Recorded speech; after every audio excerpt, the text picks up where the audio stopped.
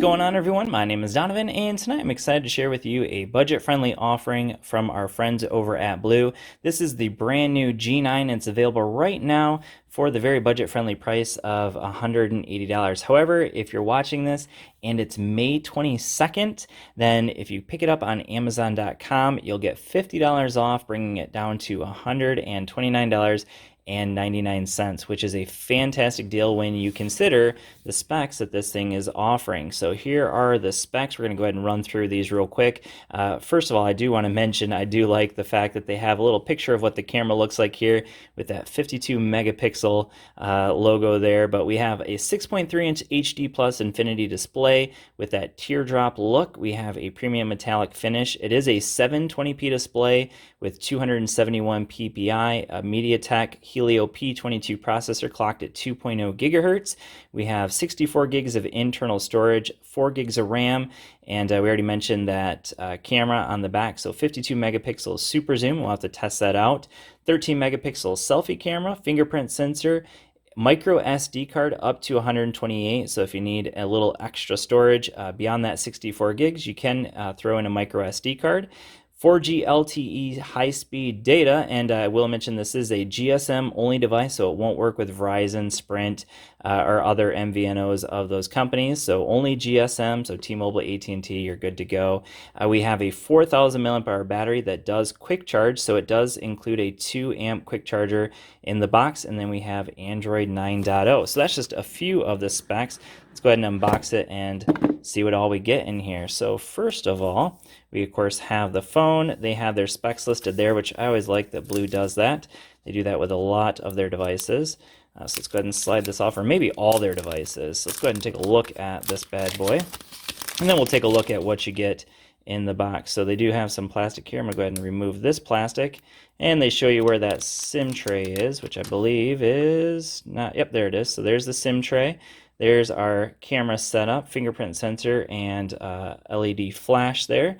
Blue logo down there, and I do like that new blue logo. It's been like that for a while, but I do like it. We have a headphone jack, so that's cool. Microphone. There's our Type-C. So that's awesome, budget-friendly offering from Blue, and we have Type-C. I'm assuming that's probably the speaker down there. And then up here we have, which I assume is an earpiece. I'm assuming it's not dual speakers because they probably would have mentioned that in the specs. There's that 13 megapixel camera. And let's see if they have a screen protector on here already. Normally Blue does. Let's see. Yeah, so there is already a screen protector on there, so that's a plastic screen protector. I do already have it powered on. I haven't actually set it up or anything like that yet. We'll do that in just a second. But I think that's pretty much, oh, there's our power button and volume rocker. So there's our power button and volume rocker. Very nice premium look to it. Obviously, this is probably just plastic, but it has that metallic look to it. So very cool. Let's set that off to the side, and we're going to go ahead and see what you get in the box. And that's one nice thing about Blue is that they always include a ton of stuff in the box. So, of course, we have a Type-C charger. Very shiny Type-C charger there. I already mentioned that we have a 2 amp charger. So that will charge the phone up. It's not super fast, but 2.5 hours, so not slow. It's not like a 1 amp Apple charger. They at least give you a 2 amp charger, so that's nice. We have some headphones, I believe. So cool. Blue's like one of the only companies still including headphones. These look a lot like the Apple headphones, the old Apple EarPods. In fact, they look very similar to the Apple EarPods. All right, we have a Blue sticker. Throw that off to the side. We have our SIM removal tool, some silica gel in case you need to keep some things fresh. What else do we get in here? So we have a dual SIM installation guide. So notice here that it does show a picture of the SIM. So you can put in 2 SIM cards, or you can put a SIM card and a micro SD, but probably not both, as they show there. There's a quick setup guide here. I'm going to slide that off to the side. However, I will mention here that when you look on Amazon.com right now, it's only available in this blue color. But notice in this picture, it looks like it's black. So maybe in the future, it's going to be coming out in other colors. But for right now, it's only available in that blue. And again, if you're watching this and it's May 22nd, for only $130. All right, so we get a case in the box. So this is a thin TPU case, but nice that they include it. I'm going to go ahead and slide that on here. And There we go. So it's definitely not going to protect it from any major drops, but oh, we got the screen protector already lifting up. So maybe that's just kind of like a cheap one, because down here we actually have a tempered glass screen protector. So that's awesome. All right, so I'm going to go ahead and slide this all off to the side. We're going to get the phone set up and I'll come right back to you. All right, so before I get the phone all set up with all of my apps, I want to go ahead and mention two things about the device that I noticed right off the bat. Number one is, despite only being 720p, this device does look very, very nice. So when I zoom way in there, you may be able to see some pixels there, but that's only if you're zoomed way in. Those are not going to be pixels that you notice if you're holding the phone at a normal distance. Now, that's number one. Number two is this is a very stock version of Android. Not a whole lot of bloatware. However, I will mention that as soon as I connected it up to my Wi-Fi, it did start downloading a couple of bloatware apps. So number one being Pandora, a lot of people use that anyways. It does automatically come with the Opera mobile browser, but then there are a couple other apps that I did notice that it just all of a sudden started popping up here. So this one, like Tap Titans over here, is one of those. So I'm going to go ahead and show you that.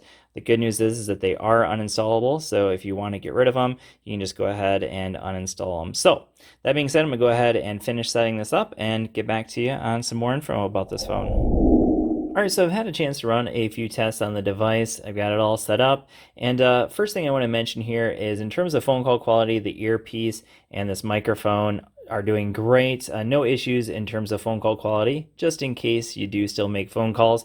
Down here, speed tests. I ran a few speed tests. I want to compare it up to a couple of other devices that I have here. Now, these are more expensive devices, but still worth comparing.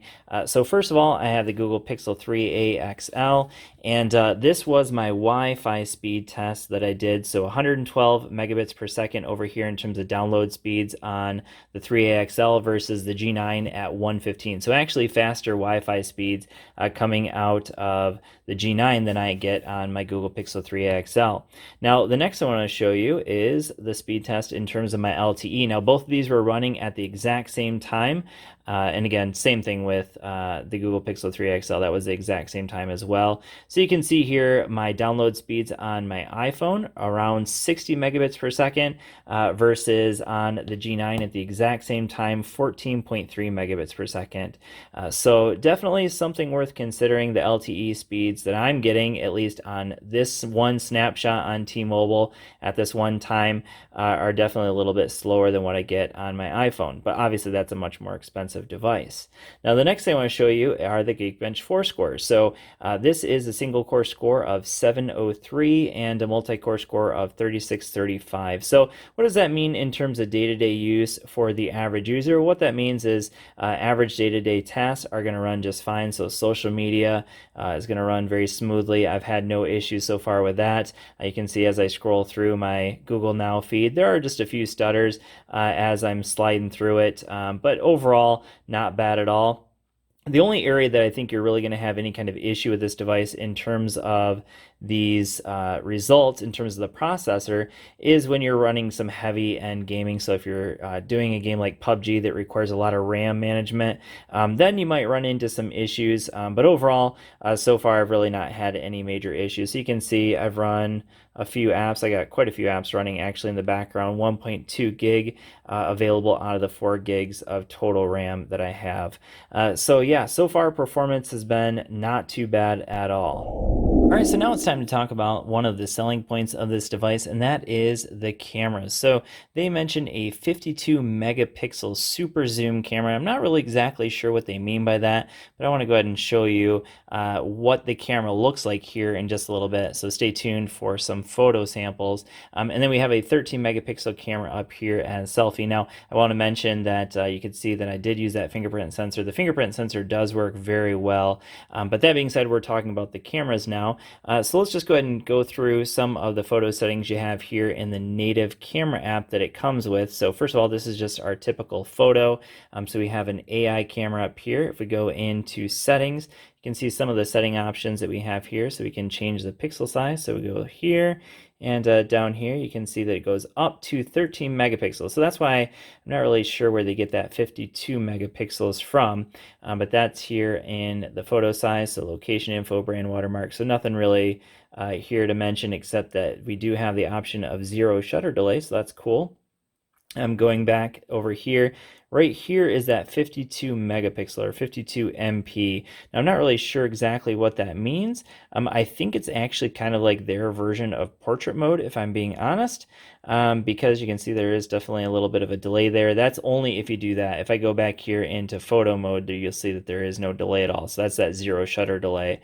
But if you go into this one, I think that's doing like some kind of portrait mode, because when you go into some of them that I've done with that particular mode on, you'll see that there is like a blur in the background. So this would be an example here where it kind of blurs out the background just a little bit. Nothing like what you would get with like, of course, the Google Pixel 3 AXL.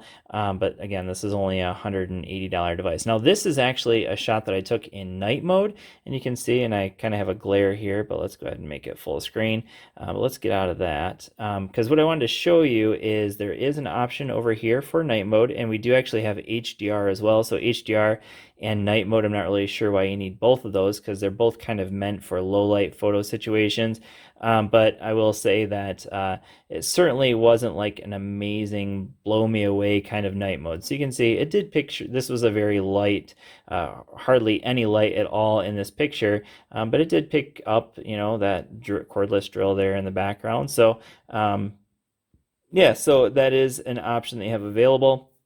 In terms of video, we can shoot in up to 1080p with both the front and the rear cameras. Already mentioned photo, that's our portrait mode. We do have beauty, and you can see that within that beauty mode, there are a number of things we can do here. So we can smooth out, we can slim someone if you want to, we can even whiten them if you want to, and we can even, what does this one say? Eye enlarger, so that's an option as well. And then we also have a pro mode available. So if you want to try to mess with that pro mode, maybe you can't get quite the right white balance, so you can adjust that here. We can adjust our ISO here, and also our EV. So those are the options you have available in terms of the camera. Again, stay tuned for some photo samples and a couple of video samples as well.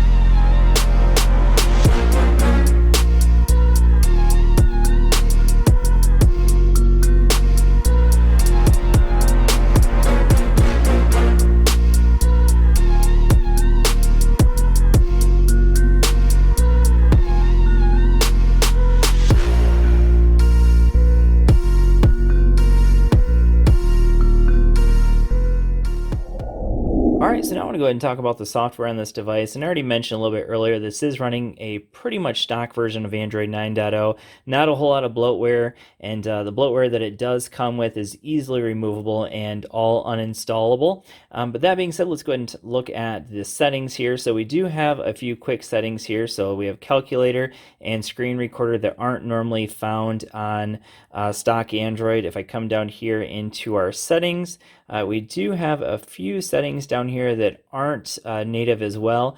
So we have this navigation bar. So the navigation bar allows you to use you can see the one I'm using is the gesture option, but we can do virtual keys as well. We can do full screen gestures as well, but the one I like is just full-blown gestures. So that's basically home here, back, and then recent apps right over here. So I can go back in there. All right, so let's go back. So that's the navigation bar. So I do like the fact that it has that virtual navigation bar, which is nice for this full screen phone. And if we come over here into intelligent assistant, so these are a few other quick settings that we have available. So we have flip to silent, 3-finger screenshot, sensor calibration. I'm not really sure why you would need that, but we have jump to camera. So basically you can use the power button to jump to camera, and then lift to wake. So I'll go ahead and display or show you one of them, which is that 3-finger screenshot. You can see it works very well. Overall software on this device is very nice. Again, very basic stock Android with just a couple nice tweaks available as well. All right, so before I wrap up this video, I want to go ahead and mention a couple of things. Number one is the battery life. So I haven't had a chance to do a full-blown battery test on the device, but what I can say is from the couple days of use that I've been able to use it, it has absolutely no issue getting through a full day of battery life. 4,000 milliamp hour battery is definitely going to hold you over at least for a full day. So number two being the speaker. So we haven't had a chance to test out the speaker, so I want to go ahead and show you what the speaker sounds like, or let you hear what the speaker sounds like. So again, we just have one bottom firing speaker down here.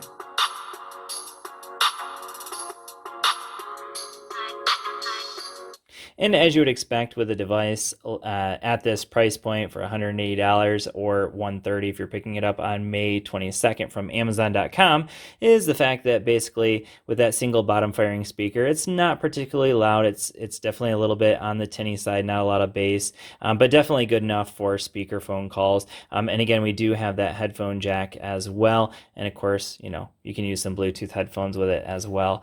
So again, Blue G9 available on Amazon.com. I'll leave a link down in the description if you're interested in checking it out. Thanks for watching. I hope this video has been helpful for you, and I will see you all in the next one.